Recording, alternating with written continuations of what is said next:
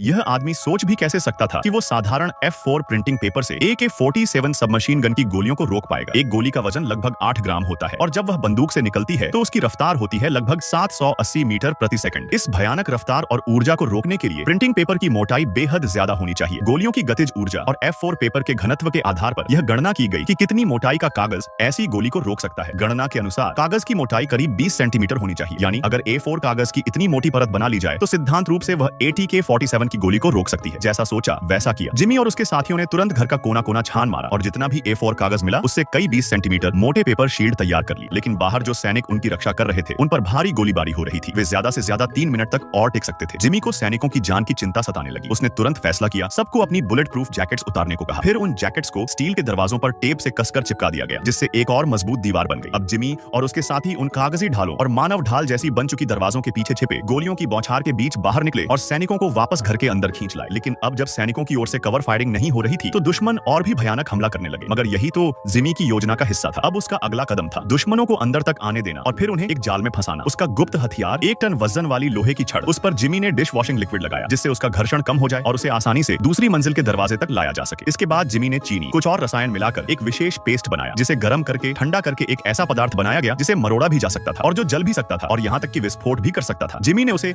अलमारी के चारों तरफ चिपका दिया और एक टूटे हुए वॉकी टॉकी को उसके पास रख दिया। अब सब तैयार था, सबने छिपने की जगह ले ली। तभी दुश्मन भारी ताकत के साथ अंदर घुसा, लेकिन सीढ़ियां पहले से बंद थी। नीचे से आती आहट सुनकर जिमी जैसे ही वॉकी टॉकी से विस्फोट करने वाला था तभी एक साथी ने उसे एक गोली थमा दी। जिमी की आंखें चमक उठी। उसने तुरंत गोली का सिरा निकालकर उसमें से बारूद निकाला और उसे फ्यूज की तरह इस्तेमाल किया। एक चिंगारी के साथ वो फ्यूज जल उठा और फिर धड़ाम, एक जोरदार धमाके से फर्श में बड़ा सा गड्ढा बन गया। भारी लोहे की अलमारी और तमाम सामान नीचे गिर पड़ा और एक ही झटके में नीचे के दरवाजे को पूरी तरह बंद कर दिया। दुश्मन वहीं फंस गया। जिमी और उसके बाकी साथियों ने इस मौके का फायदा उठाया और खिड़की